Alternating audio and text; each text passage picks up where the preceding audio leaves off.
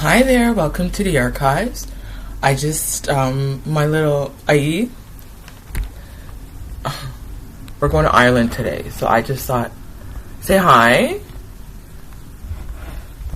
my little redhead.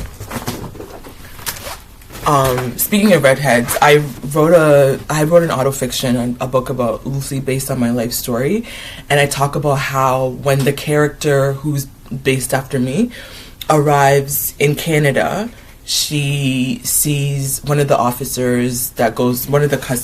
border customs officers that goes through her papers is a redhead, orange red. Because I think redheads are underrated. What I did is I just put in the story, I made the characters say to the man, I like your hair. Because I think maybe redheads might not like it. Like, they don't know that that's what it is, coming from a place of adornment. Anyways, that came up a couple of days ago. So I've been thinking about redheads, and I have a red-orange cat who, for whatever reason, was here today as I started this video. So today we're continuing Goddess, 50 goddesses, spirits, saints, and other female figures who have shaped belief. It's written by Dr. Janina Ramirez, and it's illustrated by Sarah Walsh. So today, like I said, we're going to Ireland. Ireland's capital is Dublin. Ireland is in Europe. Recently, I posted, I don't remember who it was. Who was it? Which were the European? It wasn't Mokosh. Was it Freya? It wasn't Freya. I posted one of the European goddesses, and one of the YouTube comments referred me to Gaelic. Am I pronouncing her right? And they were explaining that Gaelic is the Gaelic version of, I don't remember who it was that I did. Do you remember who I did recently? Was it Bridget? No, we haven't even gone to Bridget yet. I'm going to get to Bridget. Was it Bridget? Oh, it was Rhiannon. I think it was when I did Rhiannon, the Welsh Queen of Horses. It was Rhiannon. When I did Rhiannon, one of the comments referred me to Gaelic, who is a Gaelic version. In Ireland, they have Badb Catha. I had to look up how to say it. Badb Catha. Because it's not... So, we're going to Ireland. This is Badb Catha, the Irish war goddess and battle crow. Okay, so today the animal representation we're seeing here is a crows. I went to an event last night at I took myself on a date last night to the NAC, which is a National Art what. I don't know what the NAC stands for. What does the C stand for? What does the NAC stand for? National Arts Center. Okay, sorry, I didn't know. The National Arts Center here in Ottawa. And I went to my first live drawing. I don't think I've ever been to one, where people like pose, sometimes they're nude, and you draw them. This one was a powwow live drawing. And some of the jingle dancers and one of the male dancers was telling us about the crow hop. So just last night I was thinking about crows, the importance of crows across different cultures. So I learned about the crow hop last night within the context of the Algonquin people here. I think the dancer was from the Algonquin Nation here in Ottawa, 2 hours away, and they were explaining within the powwow tradition what the crow hop is. And so today we're learning about somebody who is almost like a patron saint of crows, I guess, in a sense. Not a patron saint because that's Catholic, but we're going to Ireland. Sometimes I forget that the Irish speak their own language. I always think it's like English with an accent, but they actually have their own language. Celtic language, indigenous to the island of Ireland. So I pulled it up. Also known as Irish Gaelic, or just simply Gaelic, is a Celtic language within the Indo-European language family, native to the Irish people and the indigenous to the island of Ireland. It's the first language of the majority of the population until the 19th century. So Gaelic. Badb Catha. So it says here on page 92 that Badb Catha is the Irish war goddess and battle crow. So she's at home among the howl, the clash, and the noise of the battle. So she loves chaos. She's feared as one of the boldest of warriors. She could turn the tide of war and bring victory to whoever was on her side. So you want her on your side if you're looking to win something. So she's able to alchemize things and bring victory to whoever's on her side. It says the battlefield was even known as the Garden of Badb. Okay, so in Irish mythology, Badb Catha has two sisters, and together they are a triple goddess known as the Morrigan, or Phantom Queen.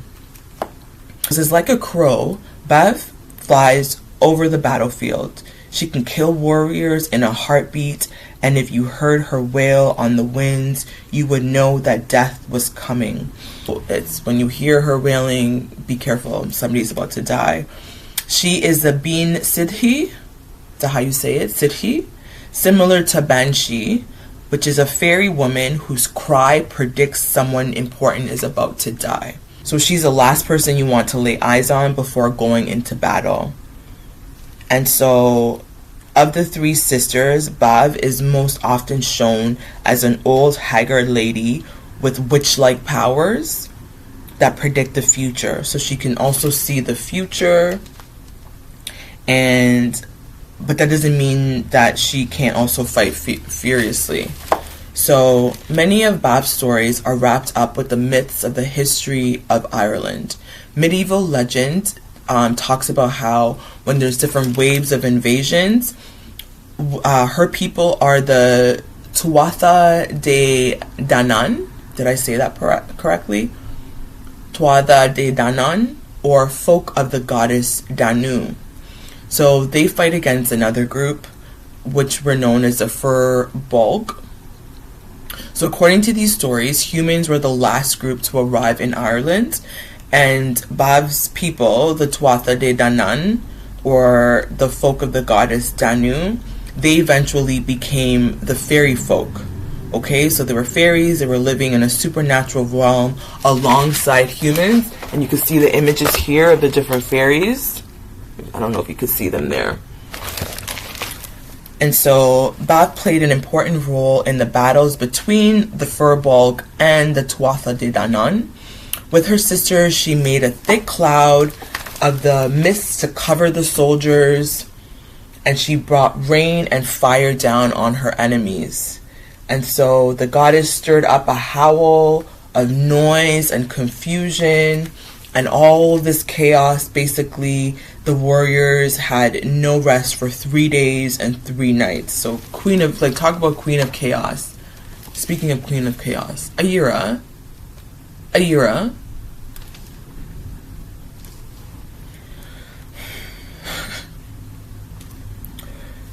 heard you talking about redheads. Let me show out. See an image of them. I think that's what it's trying to say there. The guy on the ground. So Badb also battled against more ancient enemy known as the Formorians.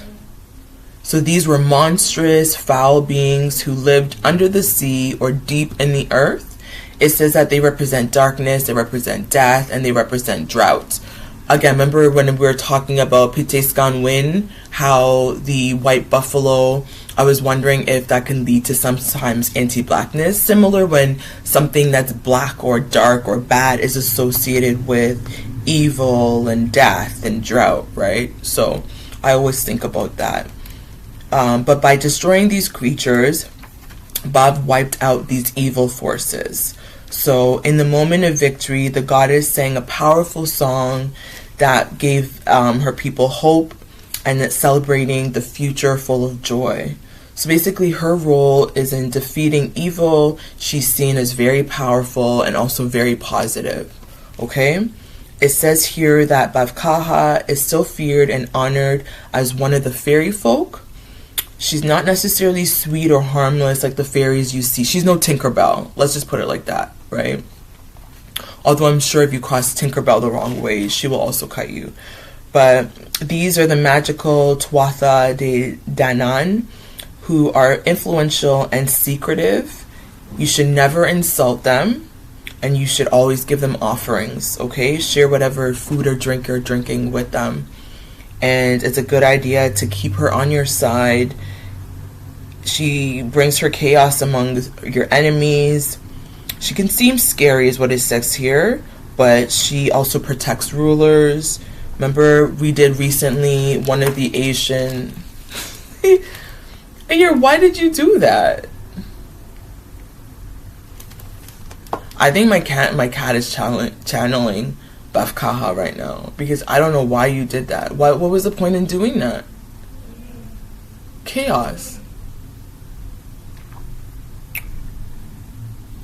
She provides help for those who need it. If you're good to her, she will be good to you. So you don't want to rub her the wrong way. Okay, this is Badb Catha. Again, similar. I'm paying attention to some of these symbols here. Some of these symbols are very similar to Adinkra symbols as well too.